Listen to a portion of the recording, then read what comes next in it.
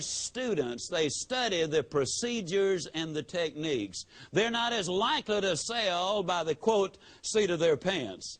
They will follow the procedures which are there. Number two, they're more detail-oriented and, incidentally, more people-oriented. They're far more inclined to ask questions, to uncover the needs of the prospect and find out what the prospect needs instead of trying to roughshod run over them and dominate them with personality and tell them all about the wonderful merits of their merchandise without finding, first of all, if their needs will be met by what they're selling. Third thing about introverts is, realistically, folks, they're more introverts than they are extroverts. And so they have more people to relate to as far as the process of selling is concerned.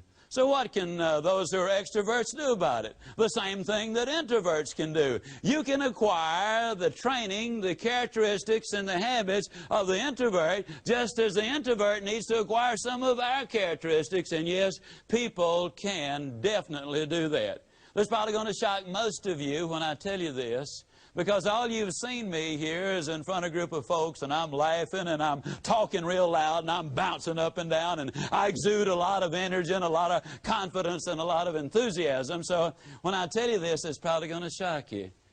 But I, too, am an introvert. Very much so. Now, you might think I'm the loudest introvert you've ever seen in your life, but emphatically, I am an introvert. I have simply acquired some of the characteristics of the extrovert. You see, you're not stuck with the way you are.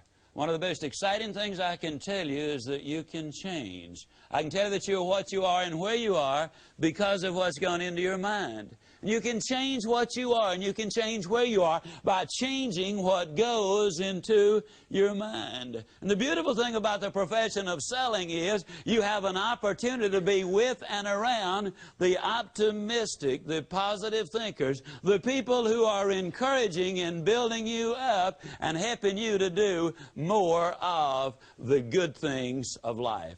When you start talking about the salesperson and the kind of individual involved in it, I think one of the most exciting reports I've ever read was put together by the Forum Corporation out of Boston, Massachusetts. They did a considerable study on 341 salespeople. 173 of these salespeople were the top-notch producers. I mean the super productive salespeople. 168 of them were average salespeople. Now, all of them had been selling at least 5 years, so we can eliminate the rookie factor. They came from 11 different companies, 5 different industries. They sold everything from petrochemical, banking, life insurance, real estate, and 1 or 2 other things. But in this analysis, they discovered that from a pure sales knowledge, sales skill point of view, that the 173 top salespeople and the 168 average salespeople all had almost exactly the same sales skills. Each group knew exactly how to get prospects. Each knew how to get appointments. Each knew how to demonstrate features and benefits. Each knew how to handle objections. Each knew how to close the sales. But there was a dramatic difference in the results because there was one factor that the super salespeople had, and that one factor that the other ones did not have in as large a quantity was this word called trust. Now, my selling friends, listen real good, as I often tell people, this is profound. What they found is this: people don't buy based on what you tell them. They do not buy based on what you show them. They do buy based on what you tell them and what you show them that they believe. Pure and simple, which they believe. Now the question is, who do they believe? It's an old-fashioned answer. They believe the good guys and the good gals.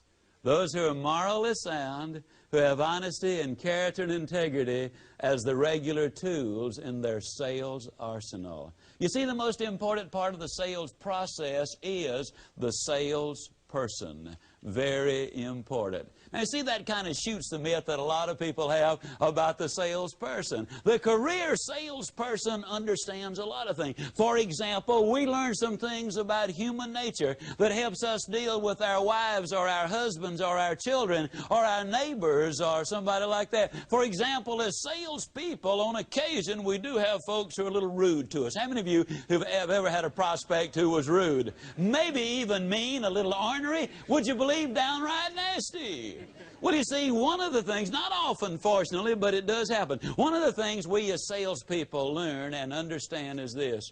When somebody is mean and ugly to us, we learn to understand it is not because they want to hurt us, but rather it is because they themselves are hurting. And you see, once we understand that, then we can deal not only with them more effectively, but also with our families and our friends and those whom we love. I believe beyond any reasonable doubt that in America, if every policeman, if every politician, if every school teacher, if every civil service worker, if every individual on any kind of payroll anywhere, if they had to go to a real gung-ho sales meeting every Monday morning before they started walking their beat or delivering the mail or doing whatever job they do, I believe we would have an infinitely better, happier, more excited, producing America. How many of you would agree with that observation? Absolutely.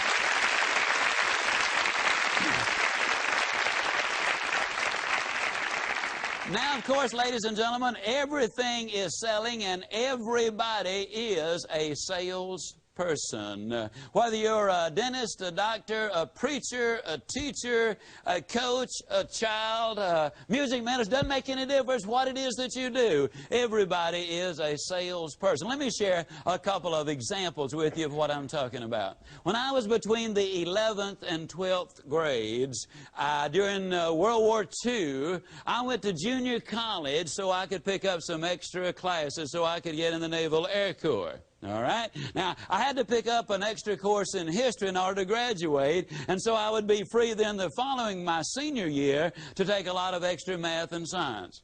Well, I didn't want to take American history. What possible good is it going to do me, to learn something that happened 100 years ago or 200 years ago? But I had to learn it, so I was going to go in there, and I was at least going to pass, but don't think I'm going to try to remember it. I'll just transfer the knowledge from the teacher to my mind to the pad, and then I'll get out of there, and that'll end it.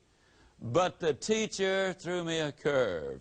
He was Coach Joby Harris at Hines Junior College in Jackson, Mississippi. And you're talking about a salesman, folks. He was a salesman. He spent that entire first period selling me on why I had to learn my history. He really put the story on me. He also sold me that as an individual, if I had any ability that permitted me to do more than support my family, that I had a moral obligation to my fellow human being and my community to donate some of my services for the betterment of mankind. I walked out of that classroom that day a history major. Only subject I made consistent A's in throughout the time I was in college. What I do today in all of the activities outside of my actual business was directly, emphatically influenced by that salesman, a school teacher, Coach Joby Harris. Everything is selling. I'll never forget when our second daughter was born. Our first child was 3 years old at the time. And I'd been out on the road not long after our baby came home from the hospital. I'd been out on the road and I got stuck. There was a snowstorm and I spent the night in a Greyhound bus, fortunately, on the side of the road. When I got in the next morning, I was exhausted. There was about 10 inches of snow on the ground, and I'd no sooner walked in and just had my top coat and my gloves and my hat off when the redhead said to me, "Well, honey, we got to go to the store. We need some things." So I reluctantly put all the gear back on. And my 3-year-old said, "Daddy, I want to go." And I said, "Oh, Susie," I said, "the weather's too bad. It's too cold and wet, and I won't be gone long." But she said, "Daddy, I'll be so lonely." I said, "Oh, Susie, you won't be lonely." I said, "Your mother's here, the maid's here, your baby sister is here." I said, "You won't be lonely."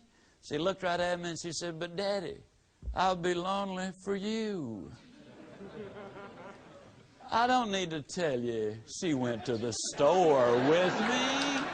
You see, The truth of the matter is everything is selling. The third example, at our church we recently got a new music minister. Now please understand that I've got the kind of voice that prompted Mitch Miller to write me a personal letter asking me not even to bother to sing along with. And I want you to understand it. My own children asked that I not sing in church. But last Sunday was our first Sunday, and this minister had the congregation so excited. He sold them so much on participating. Now he knows his music too, but he had us so gung-ho that for the first time in my life, I actually enthusiastically got involved in the singing process. Everything, ladies and gentlemen, is selling. I mean, everything is selling, and that's one of the reasons that I'm so excited about it. The question might come up, well, what role does selling play in the economy? Well, I can tell you this. Several years ago, the Secretary of Commerce of the United States said this. He said that what we need in America today is 1 million more salespeople, professional salespeople. Have you ever really stopped to figure what happens when you make a sale? Now, when you make a sale, let me ask you, how many of you write your order on an order form or an order blank? Can I see your hands, please? Okay. Now, when you make that sale, do you understand, do you realize fully that the order pad you wrote it on did not start out as an order pad? It started out as a tree. And you're the person who paid those people who went out in the woods and cut that tree down when you got out there and made the sale. And then a whole bunch of people hauled that to the paper mill, and you're the person who paid those people to haul that to the paper mill when you got out there and made the sale. Now, in the paper mill, you see, there are hundreds of people manufacturing that tree and a paper, and you're the person who paid those people to manufacture that tree and a paper when you got out there and made the sale. But it goes so much further than that. You see, when you made a sale, you made a profit on that sale. And if you're lucky, your manager made a profit, and if you're real lucky, your company made a profit. That's the way you stay in business, you know. And so you take part of your profit, you go down to the store and you buy a can of beans. And in essence, the grocerman says, if you're going to buy my beans, I got to get some more. He goes to the wholesaler and said, need more beans. Wholesaler said, if you're going to buy my beans, I got to get some more. He goes to the canner and said, need more beans. Canner said, if you're going to buy my beans, I got to get some more. He goes to the farmer and said, need more beans. Farmer said, if you're going to buy my beans, I got to get some more. And to do that, I got to raise them. To raise them, I got to have a new tractor because the one I got's worn out. He goes to the dealer and said, hey, I got to have a new tractor. Dealer said, if you're going to buy my tractor, I got to get another one because these are all we've got. He goes to the factory and said, hey, got to have new tractors. And the factory said, if you're going to buy our tractors, we got to manufacture some more. To do that, we got to bring in iron, copper, plastic, steel, aluminum, lead, zinc, spark plug. Well, we got to set up factories all over the world. And all of that happened because one day you got out there and made a sale. That's right.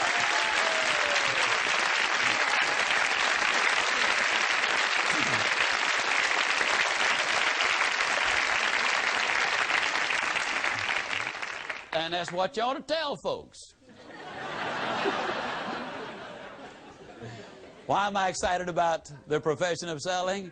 I'm excited about the profession of selling, ladies and gentlemen, because, as I said earlier, I believe it is the most secure profession on the face of this earth.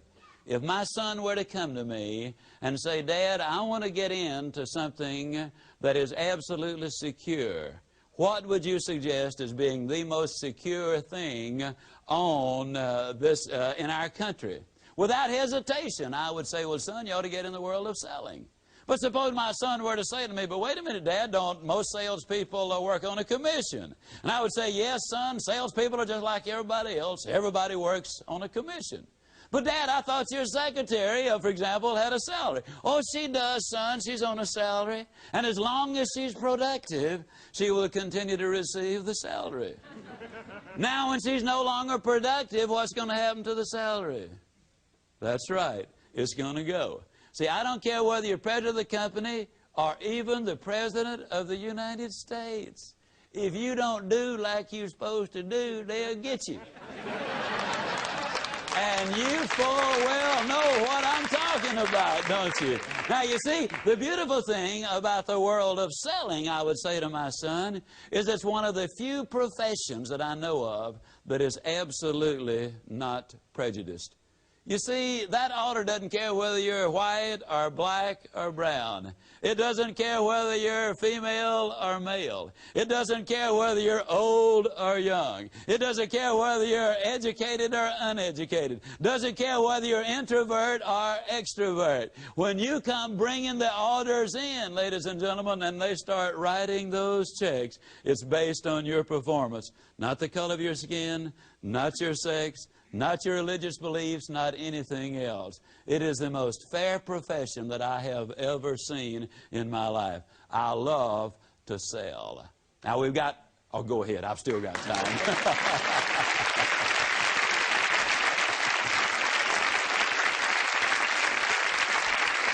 Now there's an awful lot of selling we still need to do. For example, in our society today, did you realize that 42% of the time spent on jobs is wasted?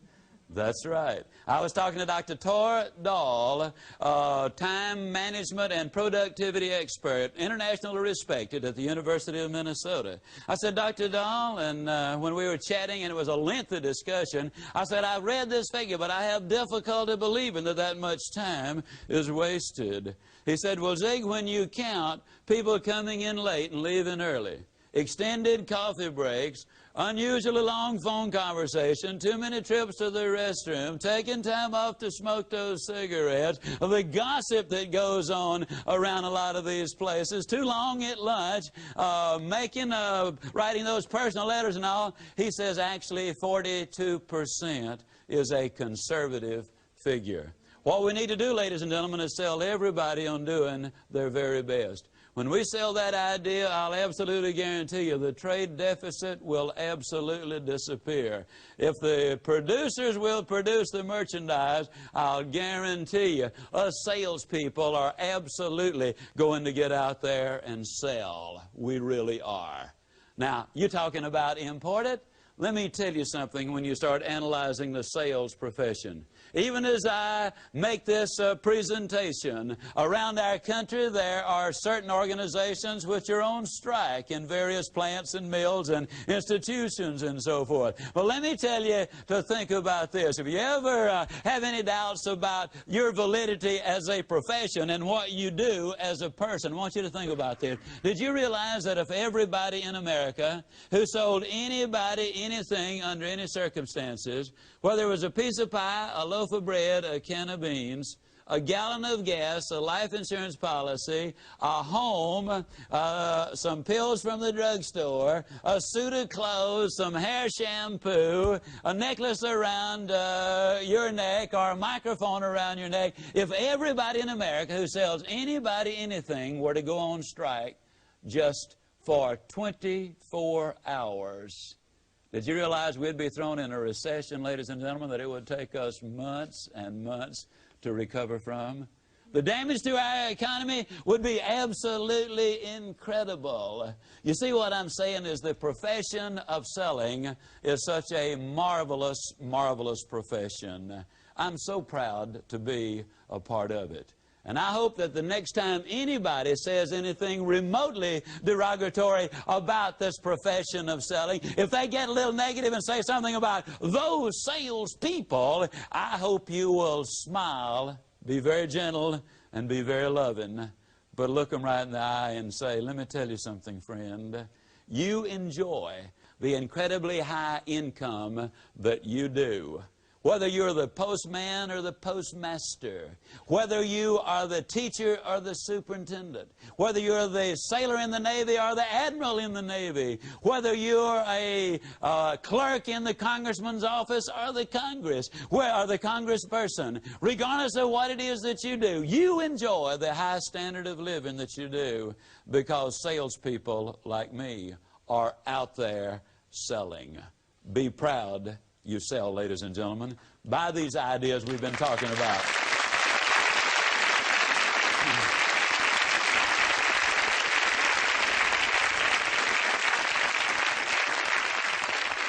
You see, what I'm really talking about is an attitude toward the profession. So you acquire the skills, acquire the professionalism, learn the techniques and the procedures, and buy this idea that selling is a magnificent profession. Because if you do, I can close by saying, I'll see you. And yes, I really do mean you, my selling friends, at the top.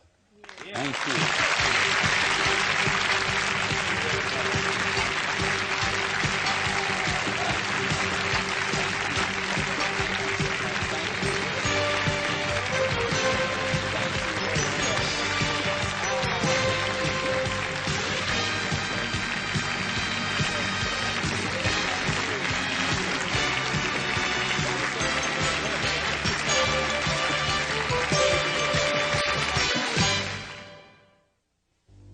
Here are additional audio and video cassette programs that will give you further insights on how to become more successful in your own life.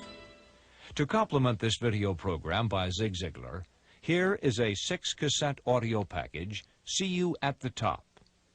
Zig is at the top himself, and he shares with you his message, Don't give in to life, dig in.